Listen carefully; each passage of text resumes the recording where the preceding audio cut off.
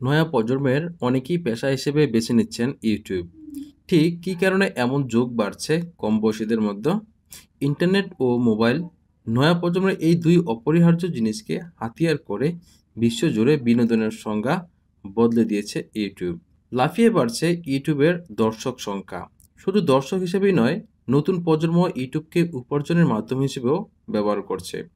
এখন অনেকেই অন্য পেশা ছেড়ে ইউটিউবার হতে আগ্রহী। নিজস্ব একটি ইউটিউব চ্যানেল তৈরি করেন, সেখানে বিভিন্ন ধরনের বিনোদনমূলক কর্মকাণ্ড করে থাকেন। যারা ইউটিউবের নিয়মিত দর্শক, এই ধরনের বিনোদন পেতে নিজেদের সেই চ্যানেলের সদস্য বাড়িয়ে নেন। চ্যানেলের সদস্য সংখ্যা অনুযায়ী প্রতি মাসে আয়ের পরিমাণ নির্ভর করে।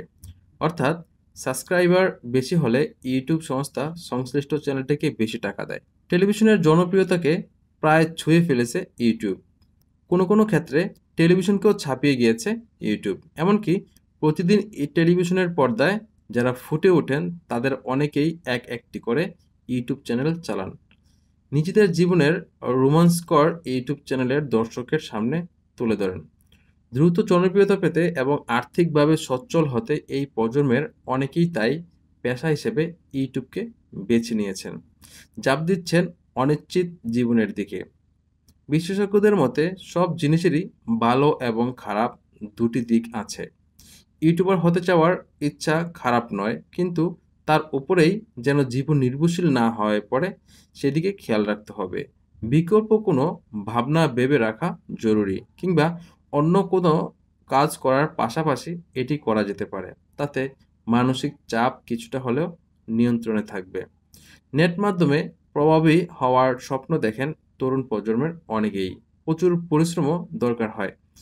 দর্শকের পছন্দ বুঝে সেই মতো অনুষ্ঠান তাদের সামনে নিয়ে আসে একেবারেই সহজবোধ্য নয়। সেই সঙ্গে তো রয়েছে পারস্পরিক প্রতিযোগিতা। এর ফলে মাঝে মাঝে শিল্পের মান কিছুটা হলেও কমে যায়। তাছাড়া সাফল্য ব্যর্থতা তো লেগেই আছে। সমীক্ষা বলছে 18 থেকে 26 বছর বয়সীদের মধ্যে ইউটিউবকে পেশা হিসেবে বেছে নেওয়ার প্রবণতা সবচেয়ে বেশি। সোশ্যাল মিডিয়ার অর্থনীতি বিশেষজ্ঞরা বলেন, কম সময়ে বিপুল জনপ্রিয়তা এবং অর্থ, এই দুইয়ের কারণেই মূলত এই পেশার প্রতি ঝোঁক বাড়ছে। সেই সঙ্গে বাড়ছে প্রতিযোগিতা ও মানসিক চাপ। এর প্রভাব পড়ছে ব্যক্তিগত জীবনেও। তাদের মতে ইউটিউবকে একমাত্র আয়ের উৎস হিসেবে না দেখে নিজেদের শিল্পী সত্তা প্রকাশের মাধ্যম হিসেবেও দেখা যেতে পারে।